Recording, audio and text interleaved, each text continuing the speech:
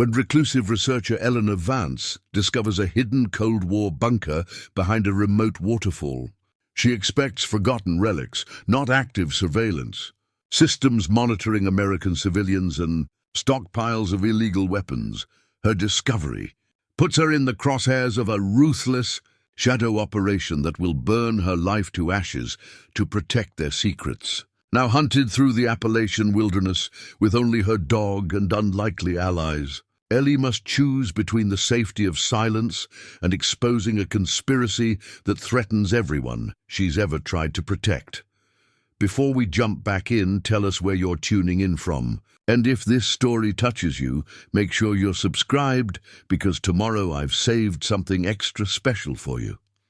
The autumn morning broke cold and clear over the Appalachian wilderness. The kind of day that made Ellie Vance grateful she'd chosen isolation.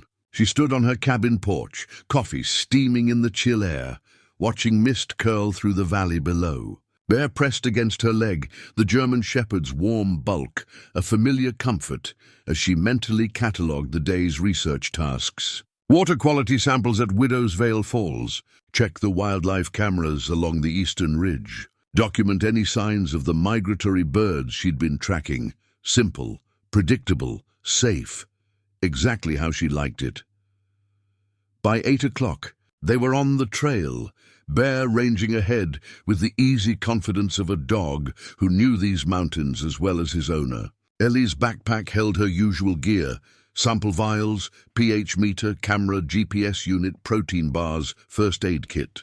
The scientific detritus of a life devoted to understanding the natural world on her own terms. Answerable to no one, the hike to Widow's Vale Falls took 40 minutes. Following a path she'd walked hundreds of times in the 5 years since she'd fled academia. The waterfall itself was modest by tourist standards, maybe 30 feet of crystalline water cascading over granite into a pool that reflected the canopy above. But it was hers, unmarked on most maps, visited by no one except the occasional thru-hiker who stumbled upon it by accident.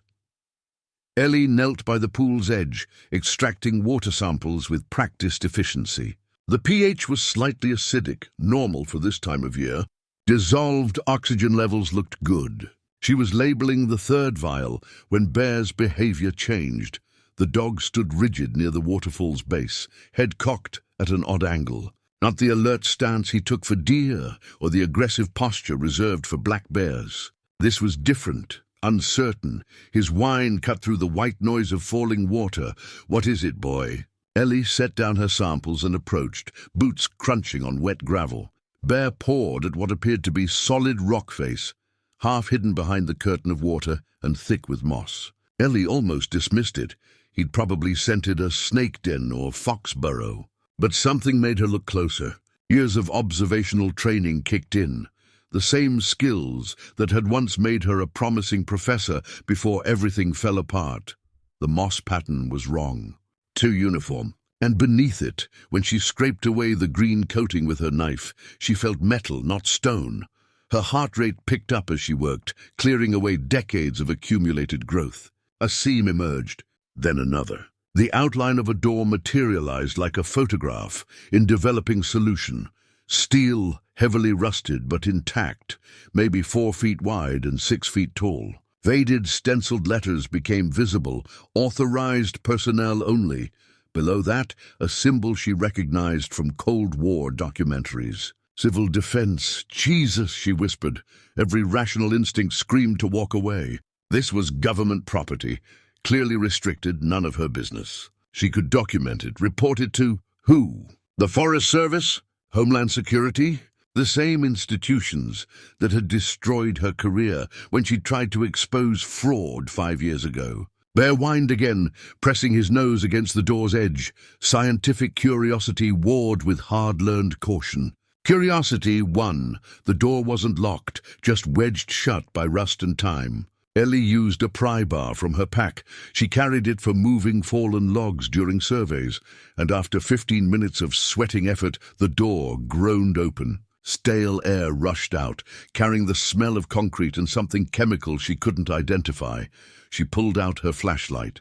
The beam revealed a corridor descending into darkness, concrete walls beaded with moisture, steel support beams overhead. Her phone came out automatically, documenting everything: photos, video, time stamps. The researcher's instinct to record evidence. "Stay close," she murmured to Bear, and entered. The corridor opened into a large chamber that took her breath away. It was like stepping into a museum of atomic-age paranoia. Vintage equipment lined the walls. Old radio gear, filing cabinets, a desk with a rotary phone. Propaganda posters peeled from concrete. Cheerful families in fallout shelters, instructions for surviving nuclear attack, stern warnings about Soviet infiltration. Shelves held supplies, canned goods with labels from the 1960s, water barrels, medical kits in weathered canvas bags. Ellie moved deeper, Bear's nails clicking on concrete beside her. She found sleeping quarters with metal cots, a kitchen area with industrial cookware, even a small infirmary. All preserved in the mountain's constant temperature, a time capsule of Cold War terror. But then she noticed the inconsistencies. Boot prints in the dust. Recent ones, multiple sets, the tread patterns modern. She knelt, examining them with growing unease. Days old, maybe a week at most. A coffee maker sat on the vintage kitchen counter, its pot still containing dark liquid. She touched the side. Stone cold. But this was fresh coffee, not 60-year-old residue. Her pulse hammered now as she moved to what looked like a communications room. The old equipment had been supplemented, no, replaced. Modern computer terminals lined one wall, their screens dark, but power indicators glowing green. Live, active. She tapped a keyboard. A monitor blazed to life, showing a split screen of surveillance feeds. Her blood turned to ice water as she recognized the images. The main street of the nearest town, 12 miles away. The parking lot of Halloway's general store, the intersection by the post office. Camera after camera, watching the community she'd isolated herself from, but still occasionally visited for supplies. No. She grabbed a folder from the desk, hands shaking as she photographed each page. Surveillance schedules, lists of names she recognized, local environmental activists, journalists who'd written about logging restrictions. A document labeled Continuity Project, Intervention Protocols. Bear's sharp bark made her jump. He stood rigid, staring at a heavy door marked with biohazard symbols. Modern symbols, bright yellow against red. Ellie approached on legs that felt disconnected from her body. Through a small window in the door, she saw a storage area. Row after row of steel containers, each labeled with chemical formulas and danger warnings. The manufacture dates made her stomach drop. 2023, 2024. Last month, this wasn't a forgotten relic. This was active. Illegal, terrifying. She photographed everything, her academic training taking over, even as panic clawed at her chest. Document, record, preserve evidence. But the enormity of what she'd found made it hard to breathe. Chemical weapons, surveillance of civilians, an entire covert operation hidden beneath a waterfall in the Appalachian wilderness. Somewhere deeper in the facility, she heard it, a mechanical hum powering up. Then lights flickering to life in distant corridors. Motion sensors, automated systems responding to her presence. They knew she was here. Bear, come! She grabbed the folder of documents and ran, her boots pounding concrete as the bunker hummed to life around her. Bear raced beside her, his anxiety feeding hers. They burst through the entrance door into blessed daylight, and Ellie didn't stop running until they were 50 yards up the trail. Only then did she turn back, gasping. The waterfall looked exactly as it always had, peaceful, natural, hiding its terrible secret. She pulled out her phone, hands trembling as she started uploading photos to her secure cloud storage. As the files transferred, she scanned the surrounding forest. Was someone coming already? How quickly could they respond? Bear pressed against her leg, still agitated. It's okay, boy. We're okay, but she didn't believe it. The upload finished. Ellie started hiking back toward her cabin, mind racing through impossible options. Who could she tell? Who would believe her? And more importantly, who could she trust? As they climbed the ridge above the falls, she paused to catch her breath and scan the valley below. That's when she saw it, a dark SUV on the fire road that led toward her property. A road that saw traffic maybe once a month, usually just Flint Fletcher delivering firewood. The vehicle was too far away to make out details, but it was there. Moving slowly, deliberately, her cabin was compromised. She was being watched, and she'd just stolen documents from people who stockpiled chemical weapons and surveilled entire communities. Ellie looked down at Bear, at the folder of evidence in her pack, at the pristine wilderness that had been her sanctuary. Everything had changed in the span of 2 hours. She'd opened a door that could never be closed. The only question now was whether she'd survive what came next. Marcus Webb's hand trembled, just slightly, just enough to notice, as he reviewed the motion sensor alerts from Site 7, 20 years of operational security, and some environmental researcher had walked right through his front door. But that would come later in Ellie's story. For now, she didn't know about Marcus, didn't know her life had just been marked for termination. She only knew she was afraid. Back at her cabin, Ellie spread the stolen documents across her kitchen table like autopsy evidence. The late afternoon sun slanted through the windows, illuminating pages that detailed something monstrous. Her hands still shook from adrenaline as she photographed each sheet, her academic training kicking in even through the fear. Catalog, organize, understand. Facility blueprints showed the bunker extended far deeper than she'd explored, at least 3 additional levels, marked with labels like Chemical Storage Delta and Enhanced Interrogation Suite. Her stomach turned.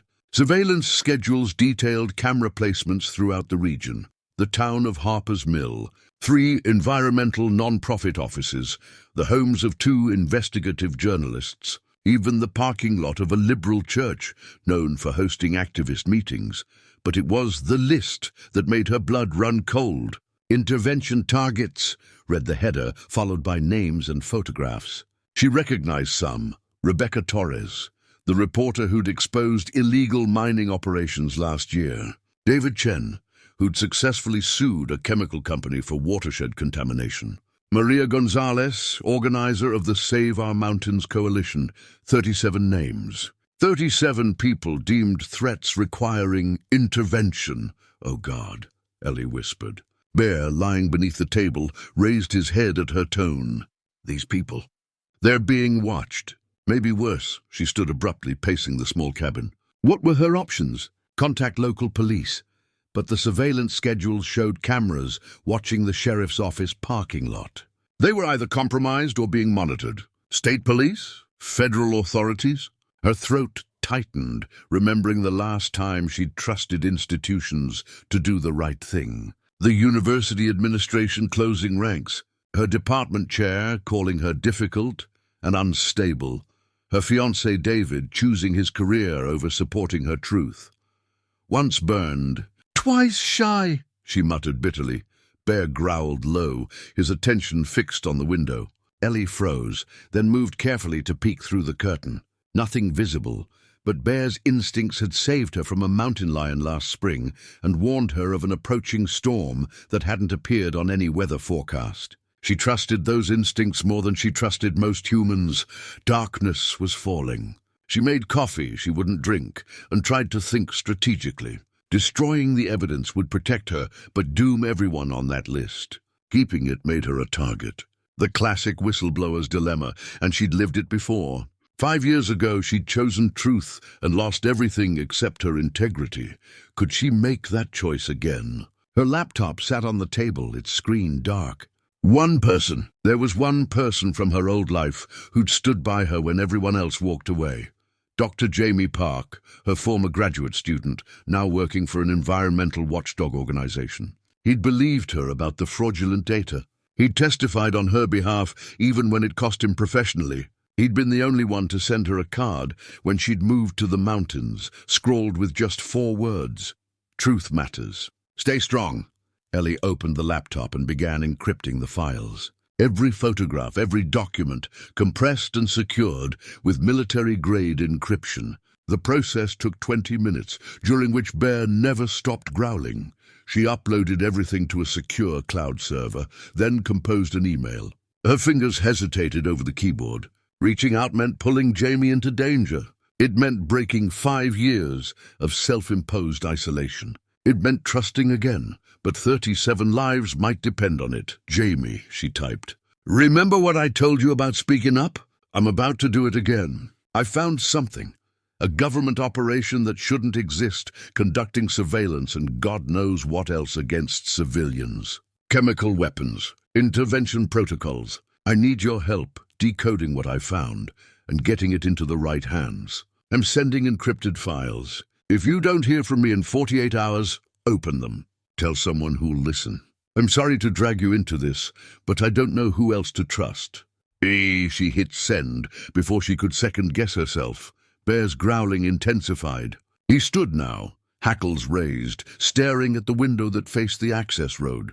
Ellie killed the lights and moved to look, keeping to the shadows. Vehicle lights. Coming up the mountain road that led only to her cabin. Moving slowly as if searching, as if hunting. Her hands went cold. The fire road saw traffic maybe once a month. Flint Fletcher delivering firewood or the occasional lost tourist. It was 8 o'clock on a Wednesday night. No one had legitimate business up here. They'd found her already. Somehow they knew. Ellie's mind raced through scenarios. The motion sensors in the bunker, of course. Automated alerts. She'd triggered their security system hours ago, and they'd been tracking her ever since. The vehicle on the fire road she'd seen from the ridge hadn't been coincidence. It had been reconnaissance.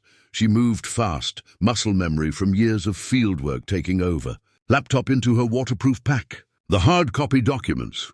Bear's food and water. Her grandfather's compass. The rifle from above the door.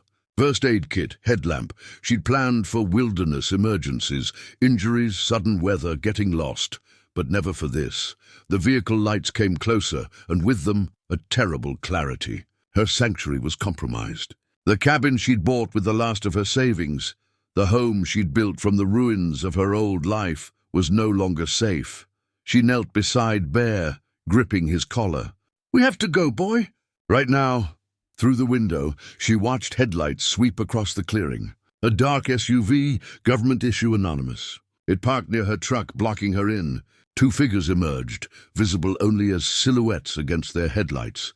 Ellie grabbed her pack and went out the back door, moving silently into the forest with Bear pressed against her leg. The autumn night was cold, and she had no idea where she was going except away. The old fire watch tower, maybe. 3 miles northeast, defensible position, place to think. Behind her she heard boots on her porch. A knock, polite, almost friendly. "Ms. Vance, we'd like to talk to you about your hike today." She kept moving, each step taking her deeper into the darkness of the forest she knew by heart. An hour later, from a vantage point half a mile away, Ellie watched smoke rise from her cabin's direction. Not the clean smoke of a chimney fire, thick black, chemical-tinged. They were burning it, destroying evidence of her existence there, or sending a message, or both.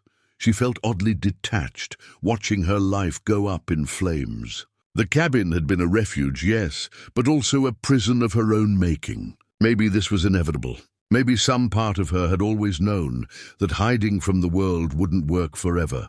Bear whined softly, and she scratched his ears. "It's okay. We've got each other, right?" Her phone buzzed, 1 bar of signal, barely enough. A reply from Jamie. Jesus, just 1 word, but it told her everything. He'd looked at the files. He understood. She wasn't alone anymore, for better or worse. Ellie turned off her phone to save the battery and shouldered her pack. The fire watch tower waited in the darkness ahead. She had 48 hours before Jamie would act on her behalf. 48 hours to decide what happened next. Behind her, smoke from her former sanctuary stained the night sky. Ahead, only uncertainty and danger. But for the first time in 5 years, Eleanor Vance felt something besides resignation. It burned in her chest like kindling catching fire. Not hope exactly, but something harder. Something angrier, determination. She'd opened the door beneath the waterfall, and there was no closing it now. The only way forward was through, whatever that meant. "Come on, Bear," she whispered. "Let's disappear." And they did, melting into the Appalachian darkness like smoke into sky. Dawn came cold and unforgiving to the fire watchtower. Ellie had spent the night in fitful vigilance, dozing in 20-minute increments while Bear kept watch. The tower, a skeletal wooden structure dating back to the 1940s, offered visibility but little comfort. From its platform, she could see smoke still rising from where her cabin had been, a grey smudge against the autumn forest. She inventoried her supplies with growing concern. 3 protein bars, a half-full water bottle. Bear's food would last maybe 2 days if she rationed it. The rifle had a full magazine, but limited ammunition. This wasn't sustainable. She couldn't hide in the wilderness forever, and winter would arrive in 6 weeks. Bear's ears pricked up suddenly, his body going rigid. Ellie grabbed the rifle and scanned the forest below. Nothing visible, but she'd learned to trust the dog's senses absolutely. Then she saw them, fresh boot prints in the mud near the tower's base. They circled the perimeter, recent enough that water still seeped into the depressions. Someone had been here during the night while she dozed, watching, assessing. Her heart hammered as she quickly packed her gear. The tower was compromised. She needed to move. The sound of an approaching vehicle froze her mid-motion. Not on the main trail, but on the old logging road that ran near the tower. They were cutting off her escape routes, herding her. Ellie descended the tower as quietly as possible. Bear pressed close. She'd just reached the ground when a black SUV rolled into view, deliberately slow. It stopped 30 yards away, and 2 men emerged. They were dressed like civilians, jeans, hiking boots, windbreakers, but something about their bearing screamed military or law enforcement. The way they moved, the way they scanned their environment, the bulges under their jackets that suggested holstered weapons. The taller one raised his hands in a peaceful gesture. "Miss Vance, we'd like to talk to you." Ellie's hand tightened on the rifle, but she kept it pointed at the ground. Running would be pointless. They could track her, and Bear was exhausted. "Who are you?" "I'm Robert Calhoun. This is Agent Myers. We're with Homeland Security, investigating unauthorized access to federal property." He spoke calmly, almost gently, but his eyes never stopped assessing. She noticed how they lingered on Bear, on her pack, cataloging everything. "Homeland Security doesn't usually burn people's homes," Ellie said. Calhoun's expression didn't change. "I don't know anything about that. We're just here to ask some questions about your activities yesterday. You were hiking near Widow's Vale Falls, correct?" The lies came easier than Ellie expected, her academic training in presenting convincing arguments serving her well. "I hike there all the time. I'm conducting wildlife research. I check cameras, take water samples. Did you see anything unusual?" The second man, Myers, had moved slightly to the side. "Flanking position." Ellie shifted to keep both in view. "Like what?" "Telling and preparing this story took us a lot of time. So if you are enjoying it, subscribe to our channel. It means a lot to us. Now back to the story. Like a restricted government facility." Calhoun's voice remained pleasant, but there was steel underneath. "See, we have motion sensors that registered unauthorized entry yesterday at 10:47 a.m. The timestamp correlates exactly with your location data." Ellie's stomach dropped. Location data. Her phone. Of course they'd tracked it. "I didn't see any facility. I saw a waterfall and forest, same as always." Calhoun pulled out a tablet, swiped through images. "So you didn't force entry through a sealed door? Didn't photograph classified materials? Didn't remove government documents?" Every word was a trap. Ellie kept her face neutral, channeling every argument she'd ever had with her lawyer sister about legal rights. "Am I under arrest?" "No, ma'am. We're just trying to understand." "Then I don't have to answer your questions. And I definitely don't have to let you search my property without a warrant." Something flickered in Calhoun's eyes. Respect, maybe, or recognition that she wasn't as easy a target as they'd assumed. Myers' hand had drifted closer to his jacket. Bear noticed a low growl building in his chest. "Miss Vance, we're trying to keep this simple. For your own safety." "Safety?" Ellie laughed a bitter sound. My cabin burned down last night. Don't talk to me about safety. Calhoun and Myers exchanged a glance. Some silent communication passed between them. When Calhoun spoke again, his tone had shifted, still controlled, but with an edge of urgency. There are things in that facility that are dangerous. If you took anything, if you were exposed to anything, we need to know. Chemical contaminants, biological agents. I didn't take anything. The lie felt necessary, survival overriding her academic integrity. I went for a hike. I came home. That's all? Then you won't mind if we look around your cabin. Oh, wait. Myers smiled without warmth. There's nothing left to search, is there? The casual cruelty of it sparked anger through Ellie's fear. These men had destroyed her home and were now standing here pretending to be concerned for her welfare. The same institutional gaslighting she'd experienced 5 years ago, just with higher stakes. Calhoun pulled out a business card, stepped forward to hand it to her. Ellie took it reflexively, noting the phone number but no agency seal, no credentials. If you remember anything unusual, call immediately. For your own safety, Ms. Vance.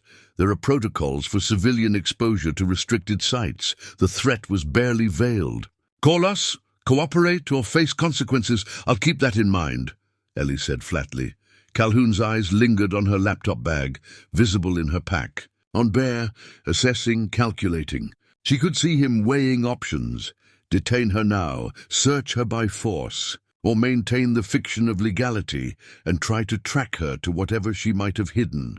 We'll be in the area if you need us, he said finally.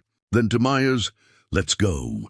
They climbed back into the SUV, but didn't drive away immediately. Calhoun watched her through the windshield, and Ellie understood.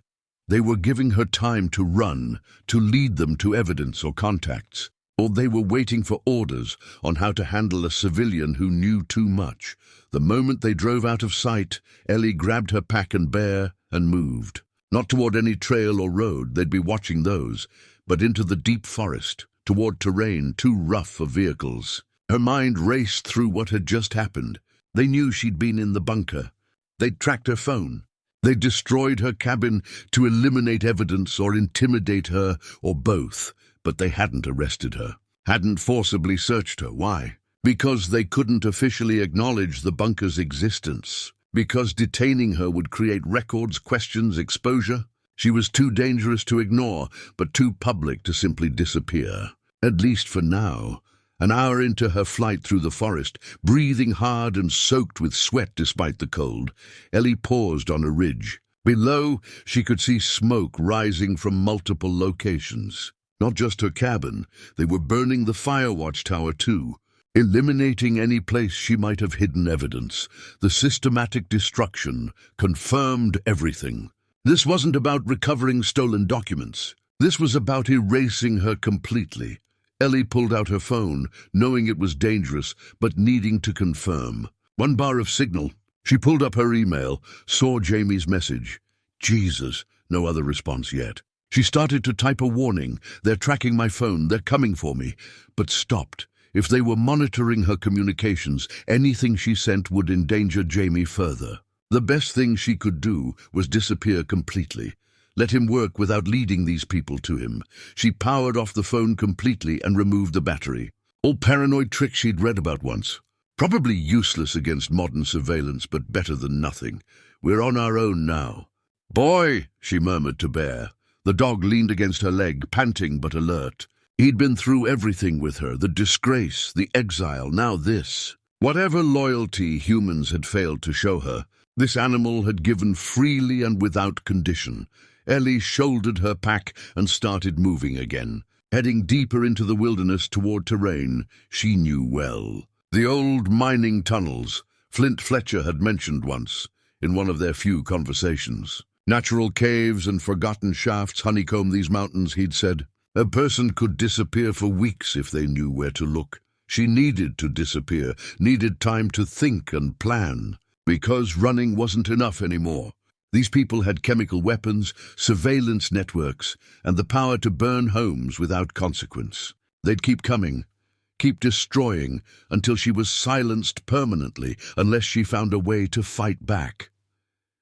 The afternoon sun slanted through the trees as Ellie picked her way down a steep ravine, following half-remembered directions toward caves that might offer shelter.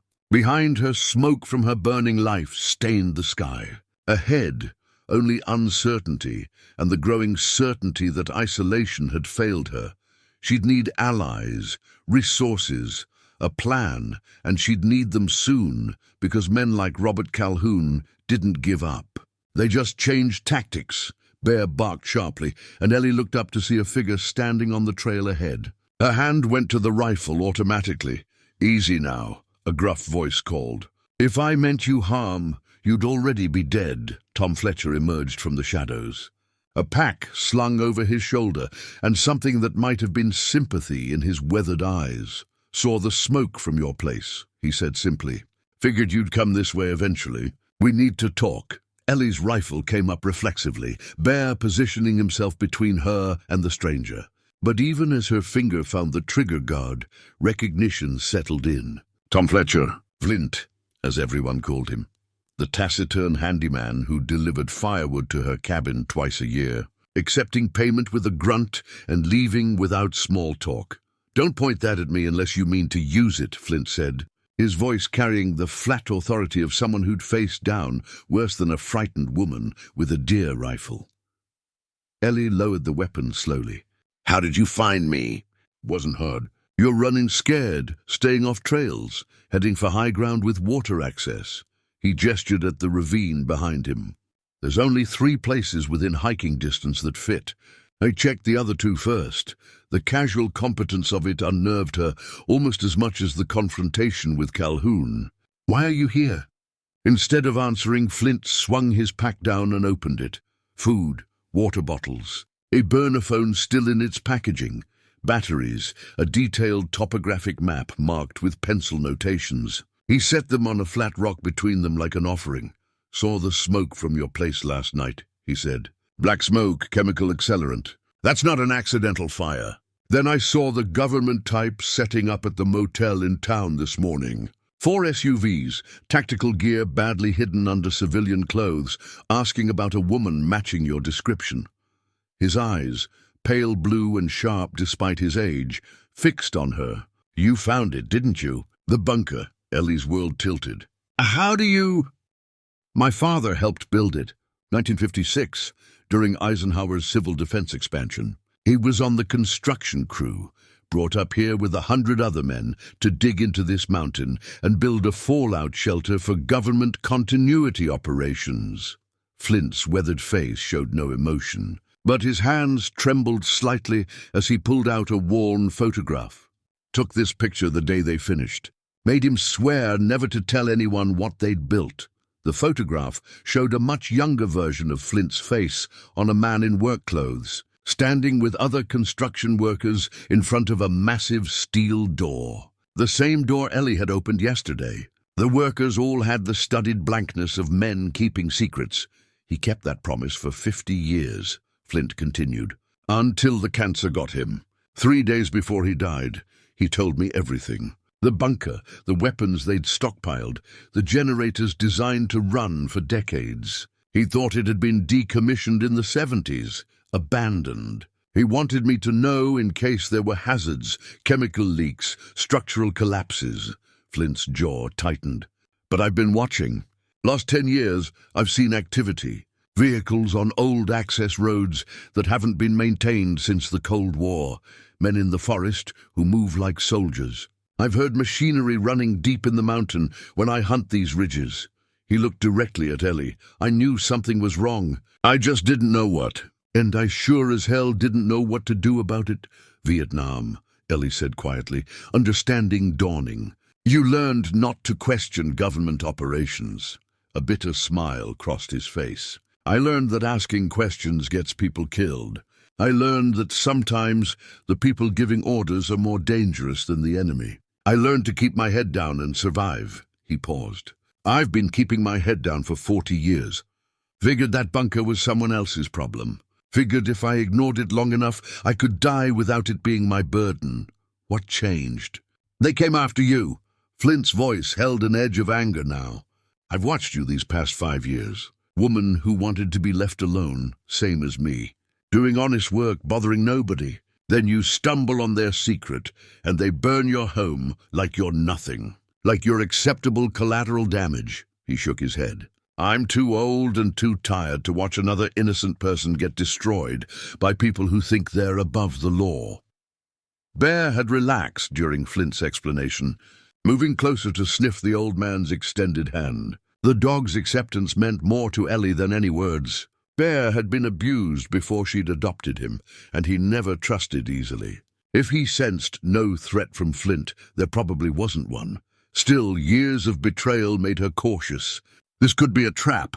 You could be working with them. Could be, Flint agreed. But I'm not. And you don't have a lot of options right now, do you? The blunt assessment stung because it was true. Ellie was exhausted, undersupplied, and running out of places to hide. Winter was coming. The men hunting her had resources, organization, and no apparent legal constraints. What are you proposing? Flint pulled out the topographic map, spreading it across the rock. His pencil marks showed a network of tunnels and caves throughout the mountain range. Old mining operations from the 1800s, most of them, never produced enough to be worth maintaining, so they were abandoned and mostly forgotten. But they're still there, and they connect in ways that aren't on any official map. His finger traced a route. You can move through these mountains without ever showing yourself on a trail or road.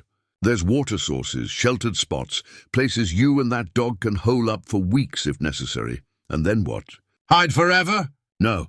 Flint's expression hardened. Then you fight back. But you can't fight if you're dead, and they're hunting you hard right now. First rule of asymmetric warfare: survive long enough to choose your battlefield. The military terminology wasn't accidental. Ellie studied him with new eyes, seeing past the gruff handyman exterior to the veteran underneath. You were more than just infantry in Vietnam, weren't you? Force reconnaissance. We ran deep patrols, gathered intelligence, survived behind enemy lines for weeks at a time. He met her gaze steadily. I know how to hide, how to move without being seen, and how to make powerful people very uncomfortable when the time is right. What I don't know is what exactly you found in that bunker. Ellie made a decision. She pulled out her phone, still powered off, and the hard copy documents she'd taken. Chemical weapons. Modern ones manufactured in the last year. Surveillance equipment monitoring the entire region. Lists of targets for something called intervention protocols. It's not a decommissioned bunker. It's an active black site operation. Flint's face went pale as he examined the documents. His hands shook harder now, and when he spoke his voice was rough. My father, Jesus Christ, if he'd known what they were really doing. He built that place, thinking it would protect Americans from nuclear war. Instead, they're using it to threaten Americans who ask questions.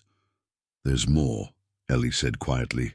I uploaded everything to secure servers. I have a contact on the outside who's analyzing it.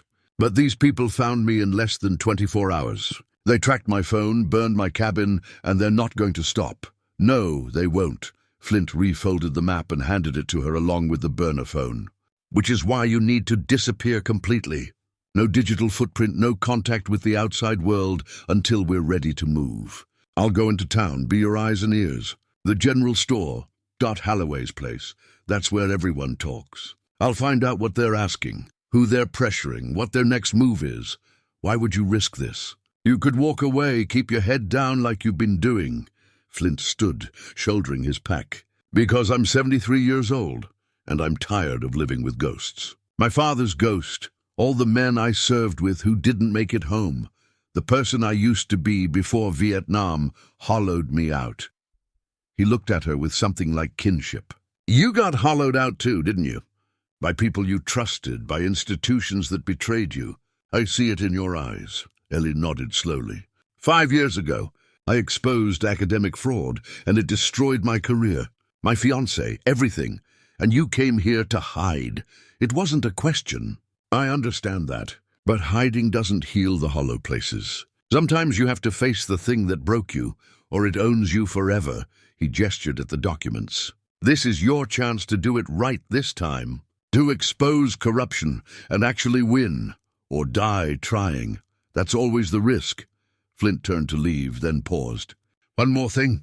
They've got someone in town asking about your contacts. If you reached out to anyone, family, friends, old colleagues, they're in danger. These people are thorough. Jamie, Ellie's stomach clenched. She'd already sent the encrypted files, already put him at risk. What can I do? Nothing right now except survive and stay hidden. I'll monitor the situation, get word to you if there's movement. He started up the trail, moving with the silent competence of someone who'd spent a lifetime in forests. Follow that map to the old Hartley mine, 3 miles northeast, marked with an X. There's water, shelter, and enough cover that you could hold off a search party if it came to that. Give it 2 days, then I'll contact you on the burner.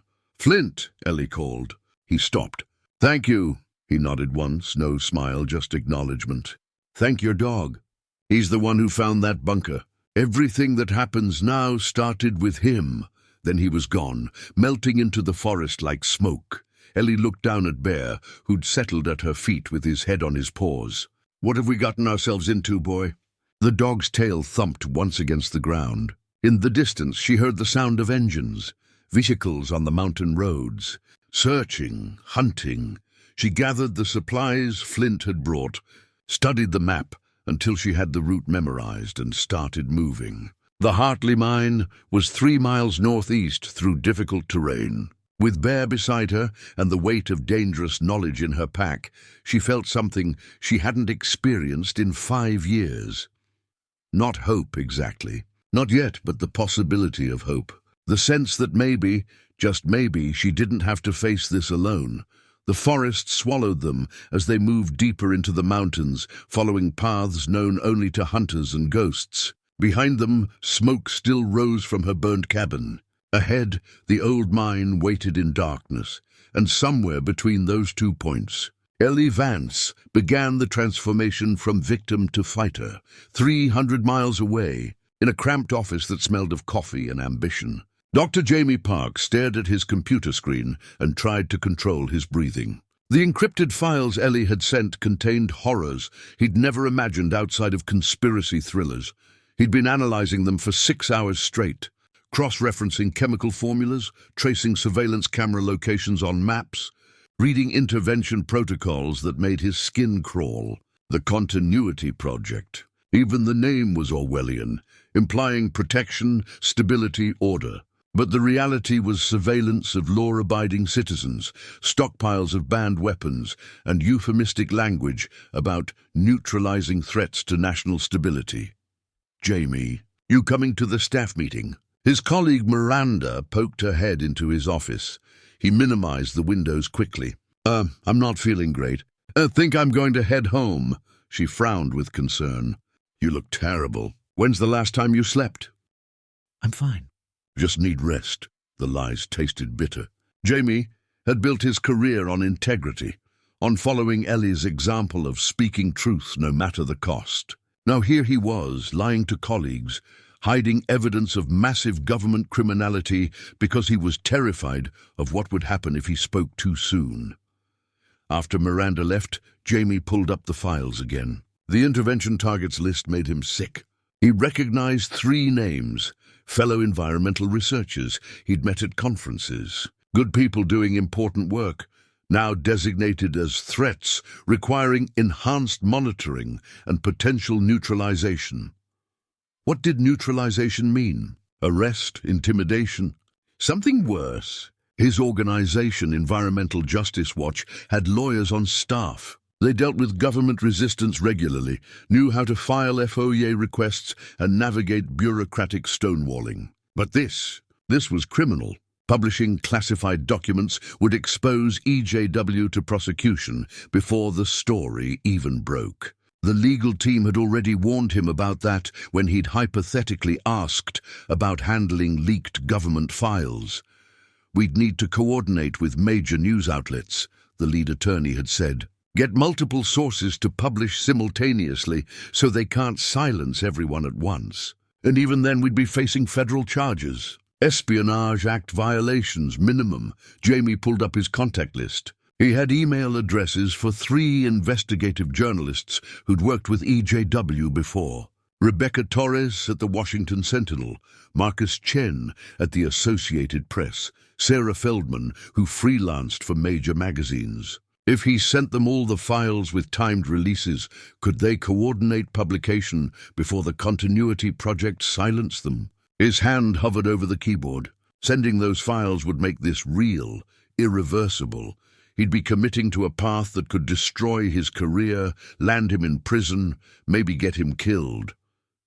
But 37 people were being watched. Chemical weapons were stockpiled illegally, and Ellie, wherever she was, had already paid the price for discovering this. Her cabin burned, her life upended, again, because she'd trusted him to help. Jamie's phone buzzed. Unknown number. His heart rate spiked as he answered. "Hello, Dr. Park. This is Agent Morrison with the FBI. We'd like to ask you a few questions about Eleanor Vance. We understand you had a professional relationship with her during her time at the university. Everything in Jamie's body screamed danger. I haven't spoken to Dr. Vance in years. We were colleagues once, but could we meet in person to discuss this?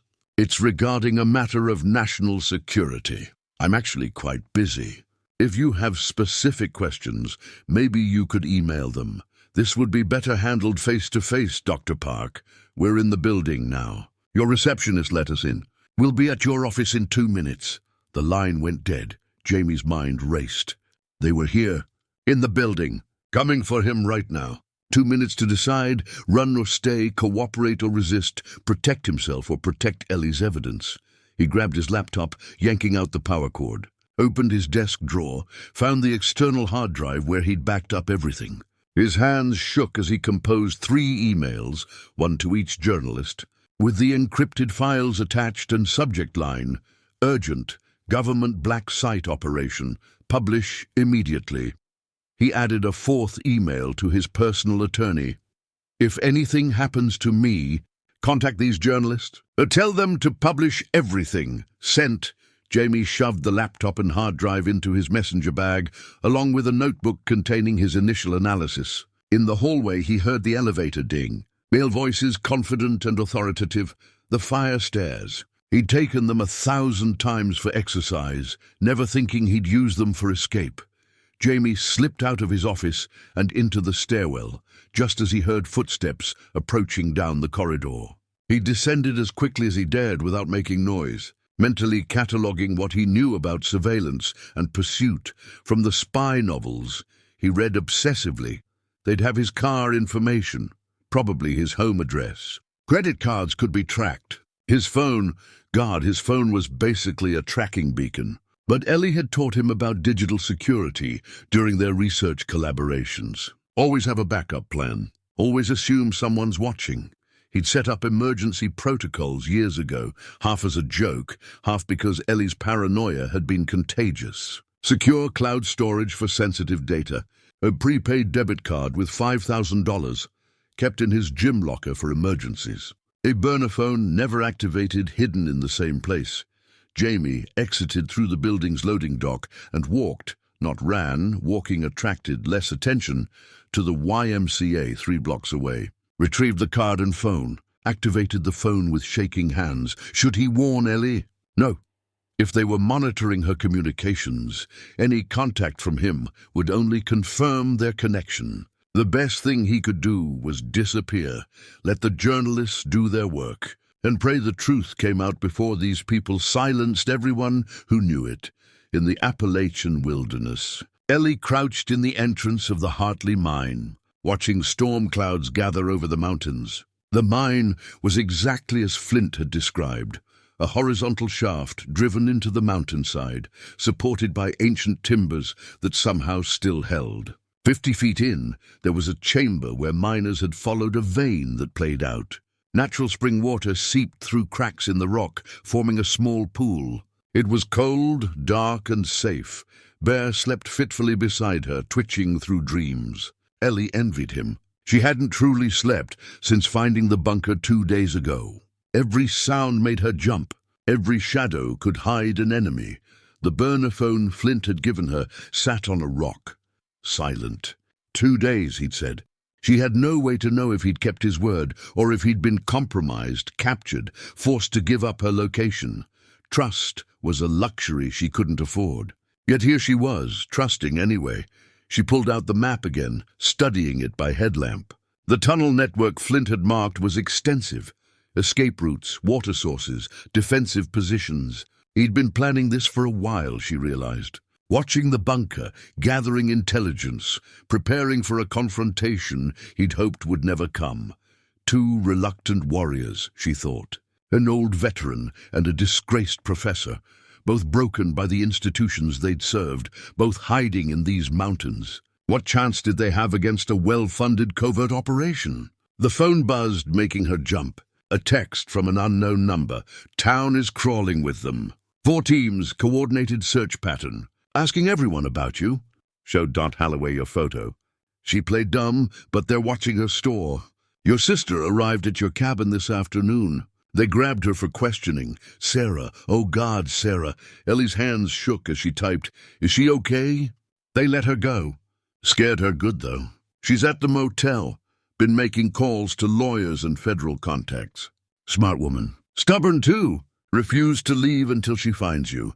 Despite everything, Ellie smiled. That was Sarah, pragmatic, determined, protective beneath her corporate polish. They hadn't spoken meaningfully in 5 years, their relationship reduced to obligatory holiday calls, filled with awkward silence. Sarah had thought Ellie was crazy for blowing the whistle on academic fraud, had called it professional suicide, had sided with everyone else who said Ellie should have stayed quiet, played the game, protected her career.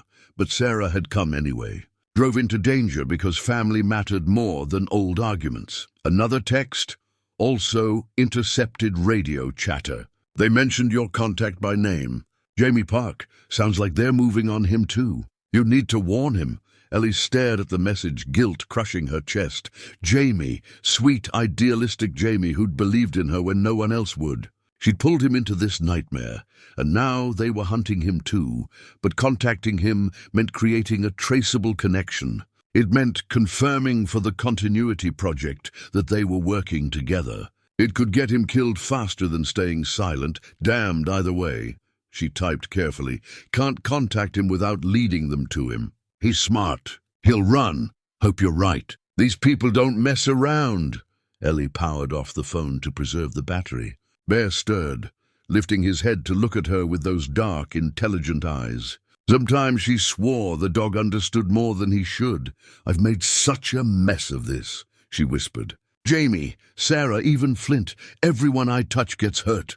Bear shifted closer, resting his head on her leg. The simple gesture of loyalty made her throat tight. This dog had been abused, abandoned, traumatized before she'd found him at the shelter. He had every reason not to trust humans. Yet here he was, offering comfort in the darkness. Maybe that was the lesson. Trust was a choice, made despite evidence, despite past betrayals. Isolation was safe but sterile. Connection was dangerous but necessary. Ellie had spent 5 years choosing safety over connection. And where had it gotten her? Alone in a cave, hunted, with the people she cared about endangered because she'd waited too long to ask for help. No more. Outside the mine, thunder rumbled. Rain began falling in sheets, washing the mountain clean. Ellie made a decision. When Flint contacted her again, she'd tell him to bring Sarah. Her sister had legal expertise, media connections, resources Ellie didn't have. Together, they'd be stronger. And if Jamie managed to evade capture, if the journalists published the evidence, if everything somehow fell into place, maybe they had a chance. It was a lot of ifs, a lot of faith in people she barely knew or hadn't trusted in years. But the alternative was continued isolation, continued running, until the continuity project hunted her down and disappeared her like they'd probably done to others. Bear's ears perked up suddenly. Ellie froze, hand going to her rifle. But it was just a deer, visible through the rain, picking its way down the mountainside. Nothing threatening. Not yet. She settled back against the mine wall and tried to rest, knowing sleep wouldn't come. Somewhere out there, Sarah was making calls and demanding answers. Jamie was running for his life. Flint was gathering intelligence in town, and the Continuity Project was tightening its net, hunting for a woman who'd seen too much. The storm raged outside, lightning illuminating the forest in stark flashes. In those moments of brightness, the world looked almost normal. Beautiful even. Then darkness returned, and Ellie was alone with her choices and their consequences. She checked the burner phone one more time. No new messages. Just the weight of dangerous knowledge and the hope, fragile, desperate. The truth might actually matter in the end. It had to, because if it didn't, everything she'd sacrificed, twice now, meant nothing. And Ellie Vance wasn't ready to accept that her life had been nothing. Not yet. Jamie had exactly $47 in cash, a burner phone with limited minutes, and a laptop containing evidence that could bring down a shadow government operation. He sat in a 24-hour diner in Alexandria, Virginia, nursing his third coffee and trying not to look as terrified as he felt. The emails had gone out 3 hours ago. By now, the journalists would have received them. Whether they'd open encrypted files from an unknown source was another question entirely. His personal phone, the one he'd powered off and left in a trash can 6 blocks from his office, was probably being tracked right now. They'd know he'd run. They'd be searching. Jamie opened his laptop, connected through the diner's Wi-Fi using a VPN service Ellie had recommended years ago. Checked his secure email account. 3 responses waiting. Rebecca Torres. Who is this? What's the authentication on these files? Call me at this number. Marcus Chen. Interesting material. Need verification before proceeding. How did you obtain these documents? Sarah Feldman. Holy shit. Is this real? I need corroboration and I need to know you're a legitimate source. Meet me tomorrow, 10 a.m., Arlington Public Library. Jamie's hands trembled as he typed responses. To all 3, he wrote essentially the same message. Files are authenticated. Source is Dr. Eleanor Vance, environmental researcher who discovered an active government black site in Appalachian wilderness. The Continuity Project is hunting her. They're hunting me now too. Publish everything simultaneously or they'll silence us one by one. I've set timed releases. If you don't hear from me in 48 hours, files go public automatically through multiple channels. Verify the chemical formulas, cross-reference the surveillance locations, check the intervention targets list against known activists. This is real. This is happening, and people will die if we don't act. He hit send on all 3, then immediately regretted it. Too dramatic? Too paranoid? But then he remembered the men entering his office building, the clinical efficiency in Agent Morrison's voice, and he knew paranoia was just realism now. The diner door opened. Jamie's heart jumped, but it was just a tired trucker ordering coffee to go. Still, he couldn't stay here, couldn't stay anywhere too long. He paid in cash, left a generous tip, and walked out into the pre-dawn darkness. The city was stirring. Delivery trucks, early commuters, the machinery of normal life grinding forward, while Jamie's world collapsed into fugitive existence. His gym bag contained a change of clothes, toiletries, the external hard drive.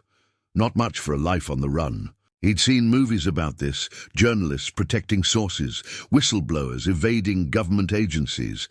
But the reality was messier, lonelier, more terrifying than Hollywood suggested. Where could he go? Friends would be watched. Family, too. Hotels required ID. His car was back at the office parking lot, probably already tagged with a GPS tracker. Jamie found himself walking toward the metro station, then stopped. Cameras, facial recognition, the surveillance state that had seemed abstract when he'd written about it academically was now hunting him personally. He ducked into an alley, breathing hard, and forced himself to think strategically. What would Ellie do? She'd taught him about operational security, about thinking like someone hunted. Trust no one. Assume everything is monitored. Move unpredictably. Create noise to obscure signal. Jamie pulled out the burner phone and made a call he'd been dreading. His brother David answered on the third ring, voice thick with sleep. Jamie. It's 5 in the morning. What? Don't say my name. Don't ask questions. In about 6 hours, maybe less, people are going to come to your house asking about me. FBI, Homeland Security, something official sounding. Tell them the truth. You haven't heard from me in weeks. We had an argument about Mum's birthday gift and haven't spoken since. You don't know where I am or what I'm doing. What the hell is going on? I can't explain, just trust me. Tell them nothing because you know nothing. If they pressure you, call a lawyer. Do not let them search your house without a warrant. Do not— Jamie, you're scaring me. Good. You should be scared. These people are dangerous, and the less you know, the safer you are. Jamie's voice cracked. I'm sorry, David. I'm so sorry, but this is important. People's lives depend on it. He hung up before his brother could respond, powered off the phone, and removed the battery.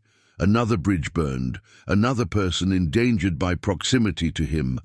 The guilt was crushing, but so was the weight of what he knew. 37 people designated for intervention. Chemical weapons stockpiled illegally. An entire surveillance apparatus pointed at American citizens for the crime of asking questions. If he didn't act, who would? Jamie found a hostel in Chinatown that accepted cash and didn't look too closely at IDs. Paid for 3 nights, took a room with 6 bunks where backpackers from around the world snored and muttered in different languages. Anonymous, temporary, safe enough for now. He set an alarm for 2 hours, lay down fully clothed, and tried to sleep. Failed. His mind kept spinning through scenarios. The journalists publishing, the story breaking, congressional investigations. Or alternatively, the story suppressed, the journalists intimidated, himself disappeared into some black site, like the one Ellie had discovered. Both futures seemed equally possible. At 7 a.m., he checked his secure email again. Rebecca Torres had responded, I'm taking this seriously. My editor is reviewing the files now. We need to verify the chemical formulas with independent experts, confirm the surveillance locations, and authenticate the source. Can you get Dr. Vance on record? Jamie stared at the question. Get Ellie on record, right? The woman who was probably hiding in a cave somewhere, hunted by the same people now hunting him, with no phone and no contact information. Sure, no problem. He typed, source is unavailable, in hiding, life in danger. But documentation should speak for itself. Cross-reference chemical inventory with international weapons, ban lists. Drive to surveillance locations and confirm camera placements. Contact people on intervention targets list and ask if they've noticed unusual activity. The evidence is real.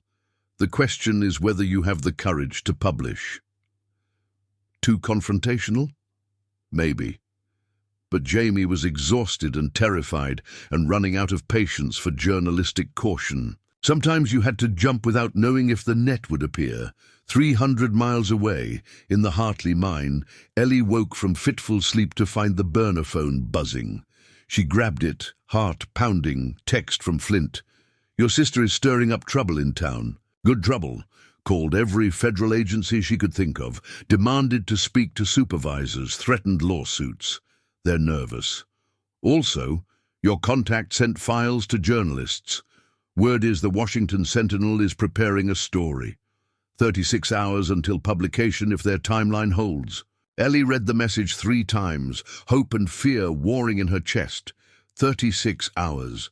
The story would break, or they'd all be silenced before it could. Everything came down to a day and a half. Another text. But Marcus Webb arrived in town this morning. Took over the operation personally. They're establishing roadblocks, locking down the region. Official story is you're a dangerous eco-terrorist who stole chemical weapons. Local law enforcement is buying it. Even the sheriff is cooperating. Marcus Webb. The name meant nothing to Ellie, but the message was clear. Whoever was running the continuity project had decided she was enough of a threat to handle personally. She typed, "Can you bring Sarah to me? I need her legal expertise." And we need to coordinate with Jamie somehow." The response came quickly. "Too dangerous to move her. They're watching everyone she contacts, but I can get a message to her through Dot." "What do you want to say?" What did she want to say? 5 years of silence and resentment between them. And now Ellie had to distill everything into a text message that might be her last communication with her sister. She typed slowly, "Tell her I'm sorry for shutting her out, for making her choose between supporting me and protecting her career. Tell her she was right about some things and I was right about others. And I wish we'd found a way to both be right together. Tell her I love her, and tell her to get out of here before they use her to get to me." But even as she sent the message, Ellie knew Sarah wouldn't leave. Stubborn ran in the family. Her sister had come to help, and she'd stay until the job was done or disaster struck. Just like Ellie herself, too principled for her own good. Too stubborn to quit even when quitting would be smart. The Vance sisters, brilliant, difficult, and incapable of backing down when they believed they were right. It had destroyed Ellie's career. It might destroy both their lives, but it also might save 37 people from intervention, might expose a criminal conspiracy, might actually make the world incrementally better. And wasn't that worth the risk? Bear stirred beside her, lifting his head to stare at the mine entrance. His ears went flat, a low growl building in his chest. Ellie killed the phone's screen and grabbed her rifle, heart hammering. She could hear them now, voices in the distance, the snap of branches, the methodical sounds of people conducting a search pattern. They'd found her. Not possible. The Hartley mine was off every map, hidden by forest and time. Unless someone had talked, or Flint had been compromised, or they'd triangulated her burner phone signal, or a dozen other scenarios that ended with trained operatives closing in on her position. Ellie grabbed her pack, whistled softly for Bear. The dog came instantly, pressed against her leg. Together, they moved deeper into the mine, away from the entrance, toward the secondary exit Flint had marked on the map. Behind them, flashlight beams cut through the darkness. Men's voices, calm and professional, thermal signature in the cave system. 2 contacts, 1 human, 1 canine. Proceed with caution. Subject may be armed. Thermal imaging, of course. No amount of hiding mattered when they had technology that saw through stone and shadow. Ellie ran. The mine tunnels branched and reconnected in ways the old map couldn't fully capture. Some passages had collapsed decades ago. Others dropped away into vertical shafts where miners had chased veins downward. In the darkness, with only her headlamp and Bear's instincts to guide her, every step was a gamble. She found the secondary exit, a narrow chimney that opened onto the mountainside 50 feet above the main entrance. Too steep for easy descent, but manageable with climbing experience. Ellie had free-climbed harder routes during her field research, but Bear couldn't climb. The dog looked at her with absolute trust, waiting for her to solve this impossible problem. 70 pounds of loyal German shepherd who'd saved her life a dozen times, who'd led her to the bunker in the first place, who represented every good thing in her isolated existence. She couldn't leave him. Below, in the mine, the voices grew closer. Footprints lead this way. She's running deeper. Cut her off at the lower junction. Ellie made a decision. She pulled climbing webbing from her pack, always carried it for emergencies, and fashioned a crude harness around Bear's chest. The dog tolerated it patiently, understanding on some level that she was trying to help. "I've got you, boy," she whispered. "Trust me." She clipped him to her own harness with a carabiner, then started climbing. Bear's weight dragged at her, his paws scrabbling against stone, but Ellie had spent 5 years hiking these mountains with a heavy pack. Her arms burned, her fingers ached, but she climbed. 20 feet up, 30. Bear whined softly but didn't panic, didn't thrash. Just hung there, trusting her completely. Flashlight beams swept the chamber below. There, in the chimney. Ellie climbed faster, muscles screaming. 40 feet, almost to the top. Bear scrambled with her momentum, finding purchase, helping where he could. A gunshot cracked, the bullet striking stone inches from her hand. Warning shot or bad aim? She didn't know and didn't care. She hauled herself over the lip of the chimney, dragged Bear up beside her, and ran into the forest without looking back. More gunshots, but they were shooting blind into darkness now. Ellie knew these woods, knew the deadfalls and game trails, knew where the terrain turned treacherous. Her pursuers had training and equipment, but she had home field advantage. She ran until her lungs burned and her legs turned to jelly, Bear loping beside her. Only when she couldn't hear pursuit did she stop, gasping. In a dense thicket of mountain laurel, the burner phone buzzed. "Message from Flint. They've triangulated your signal. Ditch the phone, now!" Ellie stared at the device. Her only communication link to the outside world. Her connection to Sarah, to Flint, to any hope of coordination, but also a tracking beacon leading killers to her location. She powered it off, removed the battery, and buried it under a pile of leaves. Cut off completely now. Alone except for Bear. Thunder rumbled overhead. The storm Ellie had watched gathering all day was finally breaking. Rain began falling in sheets, washing away her scent trail, obscuring her tracks. She pulled out the paper map Flint had given her, protected in a waterproof case, studied it by fading daylight. There, another cave system 2 miles west. No phone signal needed, just old-fashioned navigation and desperate hope. "Come on, Bear," she said quietly. "One more run." The dog shook off water and pressed against her leg. Ready? Together, they disappeared into the storm, hunted but not yet caught, running out of places to hide, but not yet out of fight. Somewhere in town, Sarah was making calls and demanding answers. Somewhere in the city, Jamie was coordinating with journalists. And somewhere in the bunker beneath Widow's Vale Falls, Marcus Webb was learning that Eleanor Vance was harder to kill than anticipated. The net was closing, but it hadn't closed yet. And in the space between hunter and hunted, anything was still possible.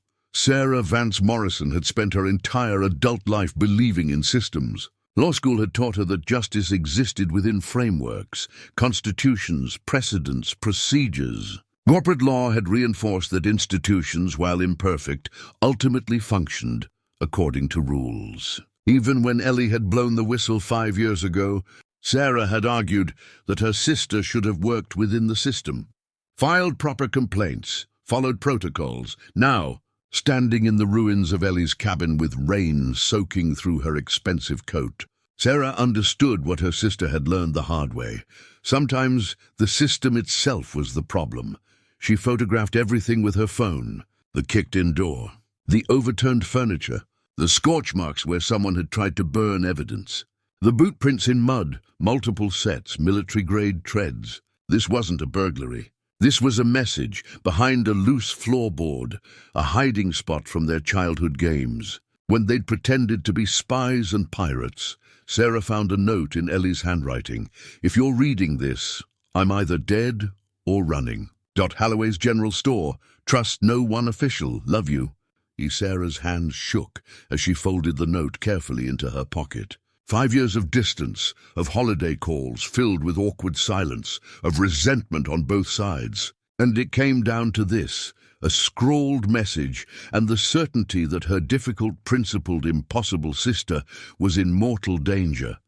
She'd driven 12 hours after receiving Ellie's cryptic text, called every federal contact she had during the drive, filed preliminary requests for information with 4 different agencies, started drafting lawsuit papers that probably wouldn't help, but might create enough bureaucratic noise to slow down whoever was hunting Ellie. The local sheriff had been polite but unhelpful. "Dr. Vance's cabin caught fire, ma'am. Happens sometimes with old wood stoves. We're investigating." This wasn't a fire. This was arson. "Do you have evidence of that?" Sarah had learned long ago when someone was stonewalling. The sheriff knew something, or had been told something, or was choosing not to see something. The system protecting itself. She drove into town as darkness fell, found Holloway's General Store exactly where the note indicated. The old woman behind the counter looked up as Sarah entered, and something passed between them, recognition, understanding. The unspoken language of women who'd learned to read danger. "You must be the sister," Dot said quietly. "You have her eyes, stubborn eyes. I'm looking for Ellie." The note said, "Not here." She was, briefly, but she's gone to ground. The smart girl, your sister. Doc glanced toward the window, where a black SUV was parked across the street.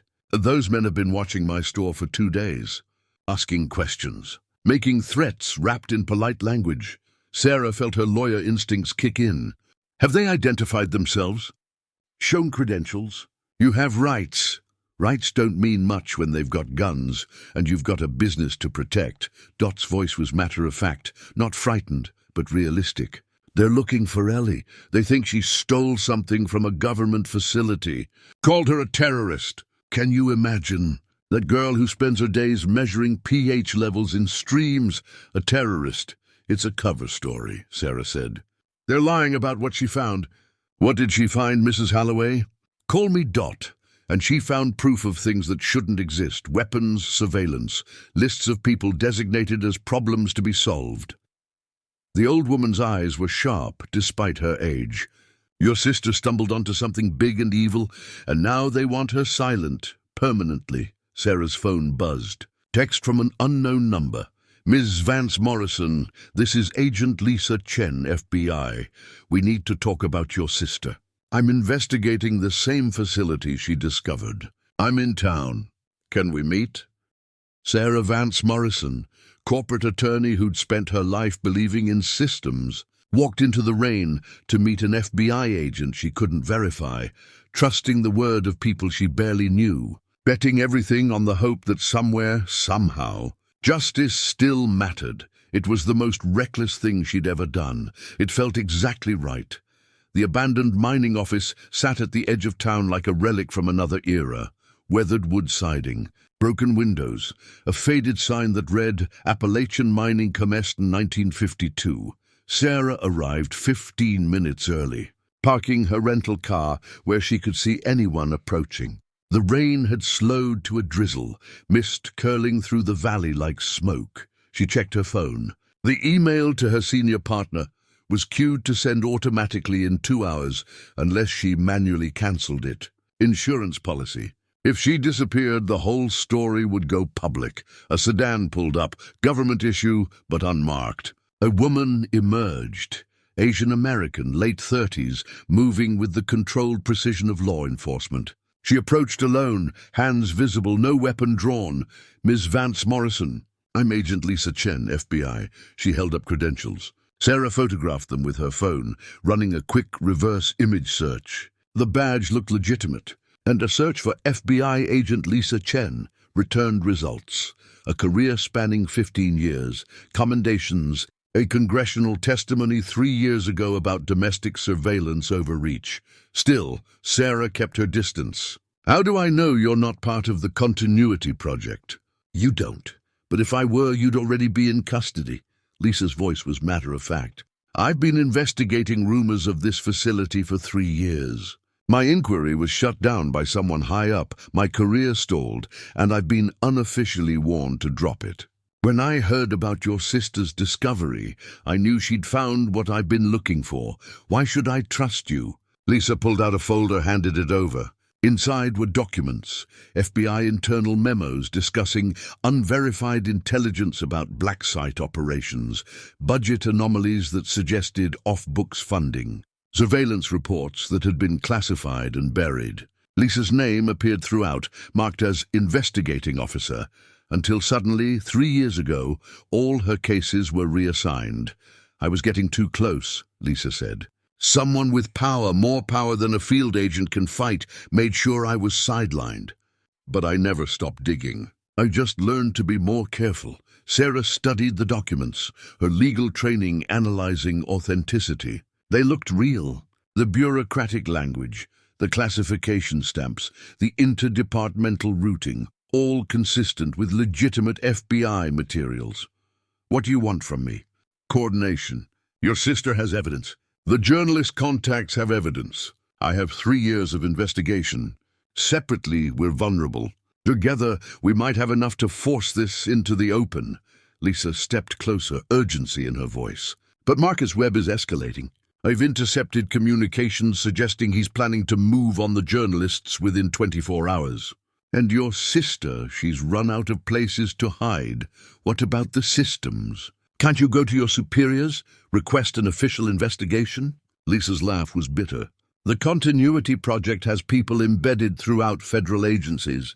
I don't know who's compromised and who's clean. Making an official report would just tip them off and get me silenced like everyone else who's asked questions. Sarah understood. It was the same realization she'd had standing in Ellie's destroyed cabin. Sometimes the system itself was corrupted. What's your plan? The journalist at the Washington Sentinel, Rebecca Torres, she's preparing to publish. But she needs corroboration from official sources to give the story credibility. I can provide that as an active FBI agent. Your sister's documentation, my investigation, and Torres's platform. Together, we create enough noise that they can't silence all of us. And if they try, then we make sure the truth is distributed so widely that killing the messengers doesn't kill the message. Lisa pulled out a tablet, showed Sarah a network diagram. I've identified 8 journalists, 3 congressional staffers, and a federal prosecutor I trust absolutely. We give them all the evidence simultaneously, with instructions to publish if any of us go silent. Mutual assured disclosure. It was elegant, ruthless, and possibly the only strategy that could work against an enemy with nearly unlimited resources. There's a problem, Sarah said. I can't contact my sister. She ditched her phone to avoid tracking. She's somewhere in these mountains hiding, and I have no way to reach her.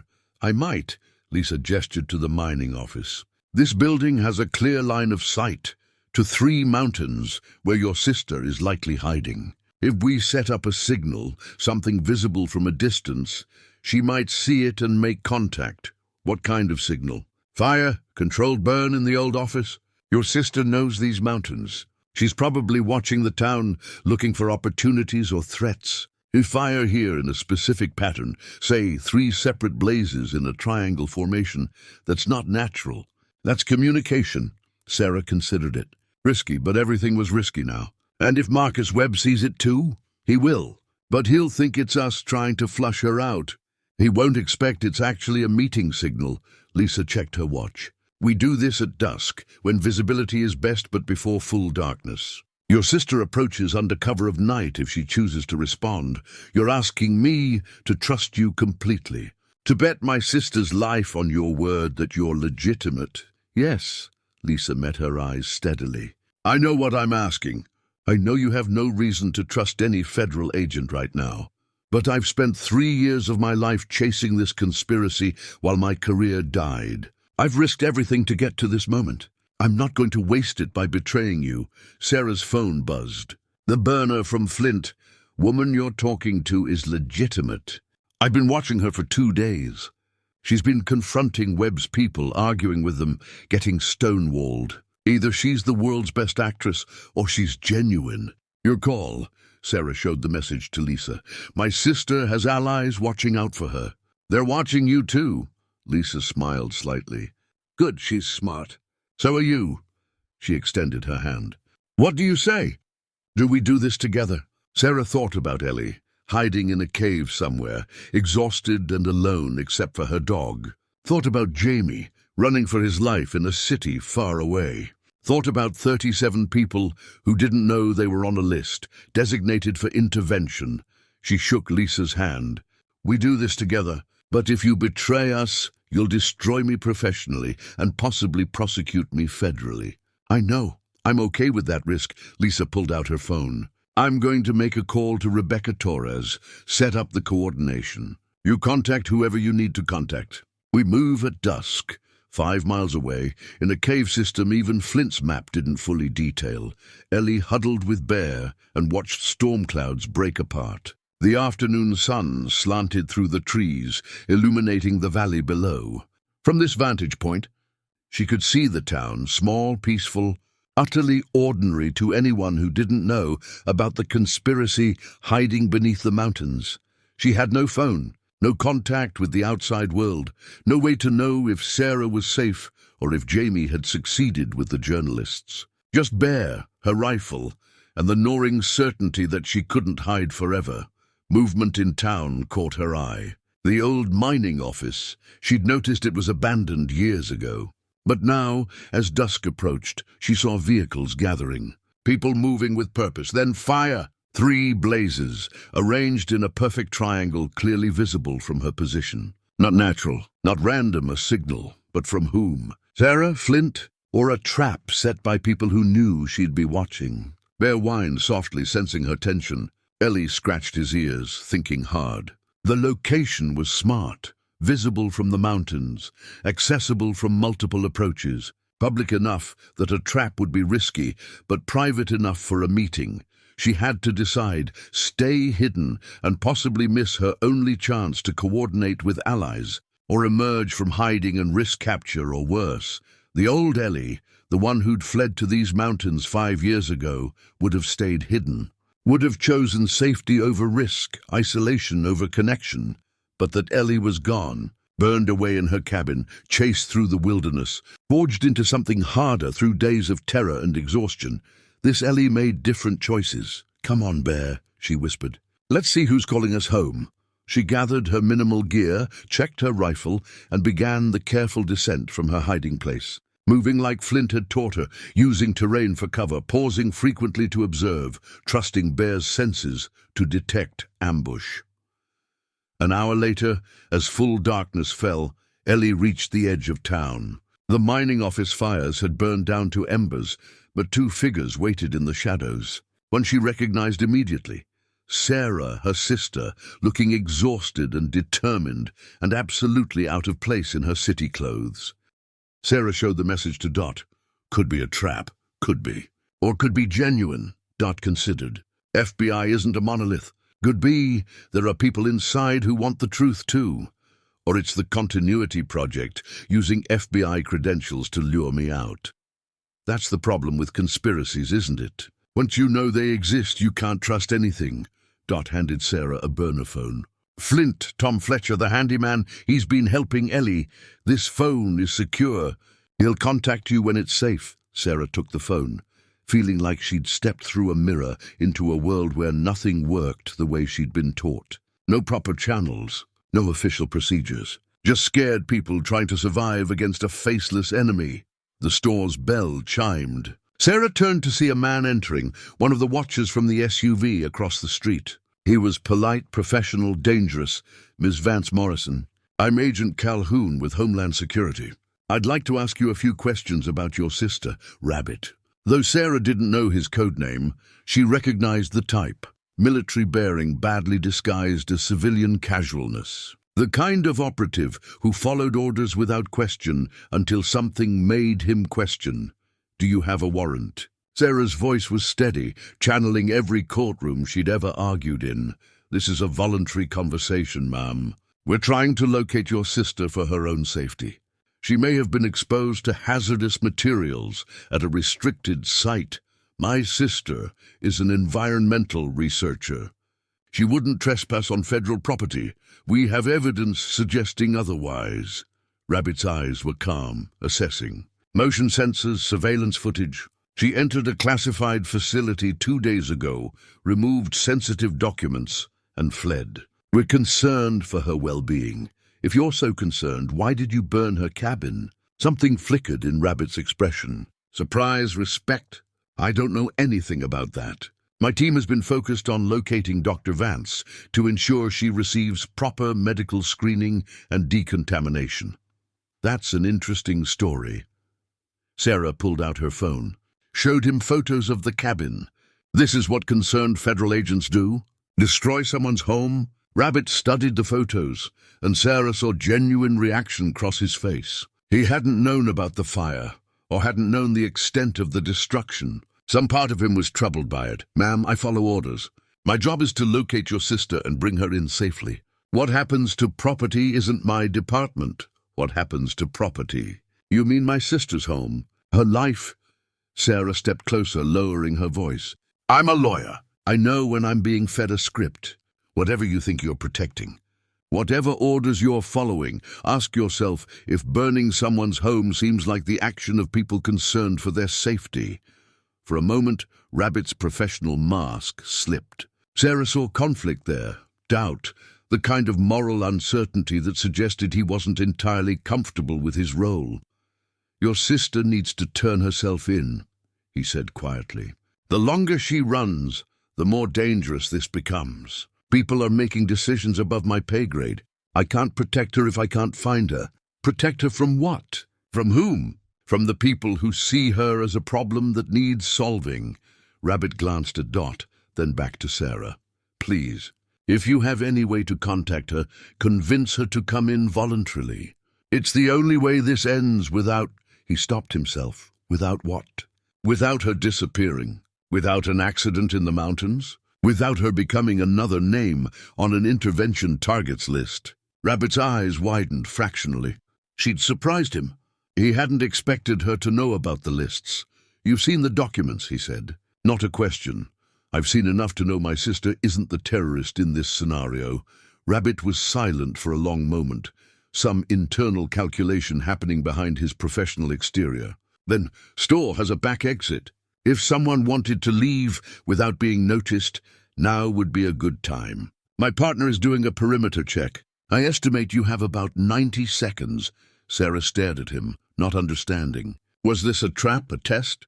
Why would you tell me that? Because I follow orders, ma'am. But I don't kill civilians for asking questions. Rabbit's voice was barely a whisper. 90 seconds. Make them count. He turned and walked out of the store, pulling out his radio to report something innocuous about checking the back alley. Dot grabbed Sarah's arm. Come on, he just gave you a gift. Don't waste it. They moved quickly through the store's back rooms, emerging into an alley behind Main Street. Rain had started again, providing cover. Dot led Sarah through a maze of backyards and service alleys, moving with surprising agility for her age. Where are we going? Somewhere those government types won't look. Somewhere we can figure out our next move. They ducked into what looked like an old storage building, but inside, Sarah saw it was actually the back entrance to Dot's apartment above the store. Clever. The watchers probably didn't know about the second entrance. Sarah's phone buzzed. The burner Dot had given her. Text message. Your sister is safe. Exhausted and scared, but alive. She wants you to know she's sorry for dragging you into this. Relief crashed through Sarah so intensely she had to sit down. Alive. Ellie was alive. She typed back, tell her to stop being ridiculous. She's my sister. Where else would I be? The response came quickly. She says you always were stubborn, and that she loves you, and that you need to get out of town before they use you to get to her. Sarah smiled through tears she hadn't realized were falling. Tell her I'm not going anywhere. We're family. We finish this together. Dot handed her a towel and a cup of coffee, strong and black. Your sister has good people helping her. That Flint Fletcher, he's solid. And there's others. A former student of hers working the media angle, maybe even an FBI agent who's legitimate. But they're running out of time. The man in charge of this operation, Marcus Webb, he arrived in town this morning. Things are escalating. Then we escalate too. Sarah pulled out her laptop. I have contacts at 3 major newspapers, 4 federal judges, and a senior partner at my firm who owes me favors. If they want a fight, we'll give them a fight. This isn't a courtroom, honey. These people don't follow rules. No, but publicity is like sunlight. It kills things that thrive in darkness. Sarah started typing, drafting messages, making plans. They've been operating in secret. Let's take that away from them. Outside, through the rain-streaked window, she could see Rabbit and his partner conferring near their SUV. Rabbit looked up at the window, just for a moment, and Sarah could have sworn he nodded. A tiny acknowledgement, perhaps even encouragement, he'd let her go. This man who followed orders had made a choice, had given her those crucial 90 seconds. Maybe Ellie was right. Maybe even people doing wrong could choose differently when confronted with conscience. The burner phone buzzed again. Different number this time. Miss Vance Morrison, this is Agent Lisa Chen. I'm the FBI agent who texted earlier. I know you have no reason to trust me, but I'm investigating the same conspiracy your sister uncovered. I can help, but we need to move fast. Marcus Webb is planning something. Meet me at the abandoned mining office on Ridge Road in 1 hour. Come alone. Sarah showed the message to Dot. Thoughts. Could be genuine. Could be a trap. Only one way to find out. That's not very comforting advice. Comfort isn't what you need right now, honey.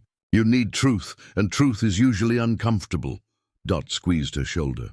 But you don't have to go alone. I'll be watching, and Flint knows every inch of these mountains. If it's a trap, we'll get you out. Sarah looked at the message again, at the rain outside, at the photographs of her sister's destroyed cabin. 5 years ago, she'd told Ellie to work within the system, to trust institutions, to follow proper channels. And Ellie had been destroyed for trying. Now it was Sarah's turn to choose, safety or truth, caution or courage, the comfortable lie of institutional faith or the dangerous reality of corruption. She typed a response to Lisa Chen. I'll be there. But I'm bringing documentation of everything. If this is a trap, the whole story goes public immediately. Sent. Well, Sarah said to Dot, I guess I'm doing this. I guess you are. The old woman smiled. You Vance sisters, stubborn as mountain stones and twice as hard to break. Your sister would be proud. If we survive this, I'm going to tell her that in person. And I'm going to apologize for every time I told her to stay quiet and protect her career. And if you don't survive? Sarah thought about that. About Ellie hiding in caves. About Jamie running for his life. About all the people on those intervention lists who didn't know they were being watched. About 37 lives that might depend on someone having the courage to act. Then at least I'll die doing the right thing. That's more than I could have said a week ago. She grabbed her coat, checked her phone, and headed for the door. Behind her, Dot was already making calls, mobilizing whatever network of mountain people existed to watch Sarah's back. Outside, the rain fell harder. Somewhere in the wilderness, Ellie was hiding. Somewhere in the city, Jamie was coordinating with journalists. And somewhere in a bunker beneath a waterfall, Marcus Webb was making plans to silence them all. The other was a stranger, an Asian woman in practical clothes, standing with the bearing of law enforcement. Ellie's finger found her rifle's trigger guard. This could still be a trap. Then Sarah saw her, and the relief that crossed her sister's face was so profound, so genuine, that Ellie knew. Whatever else was happening, Sarah was here by choice, trying to help. Ellie emerged from the shadows, Bear pressed against her leg. Hello, Sarah. Ellie, Sarah's voice broke. You look terrible. You should see the other guys. Ellie kept her rifle ready, eyes on the stranger. Who's your friend? Agent Lisa Chen, FBI. She's investigating the continuity project. She's legitimate, or at least Flint thinks so, and I'm choosing to believe him. Lisa raised her hands peacefully. Dr. Vance, I'm not here to arrest you. I'm here to help expose the people who've been hunting you. FBI credentials don't mean much when the FBI might be compromised. You're right. They don't. Lisa's voice was calm, acknowledging the reality.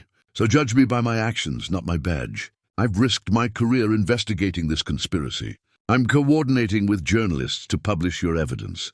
And I'm standing here in the open, vulnerable, asking you to trust me because it's the only way any of us survive this. Ellie studied her, the tired eyes, the controlled tension, the worn determination of someone who'd fought a long, lonely battle. She recognized it because she'd seen it in her own mirror for 5 years. What's the plan? Publication in 18 hours, Lisa said. Rebecca Torres at the Washington Sentinel has your evidence, my investigation, and sources inside government who'll corroborate on record. We're coordinating simultaneous releases through multiple outlets, so they can't suppress the story. But we need you on record. A statement, an interview, something that gives you a face and voice so you're harder to disappear. Going public makes me a bigger target. You're already the biggest target. Going public might be the only thing that keeps you alive.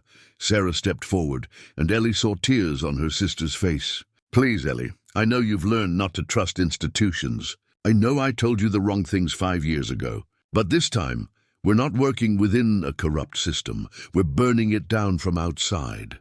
And you don't have to do it alone. Ellie looked at her sister, stubborn, brilliant, finally understanding what Ellie had tried to tell her years ago. Then at Lisa, who might be genuine or might be the most elaborate trap imaginable. Then at Bear, who sat calmly, not growling, trusting her to make the right choice. Up next, we have two more incredible stories that are waiting for you. Just click the image you want to watch and it will take you there. If you enjoyed this video, make sure to subscribe. It would mean a lot.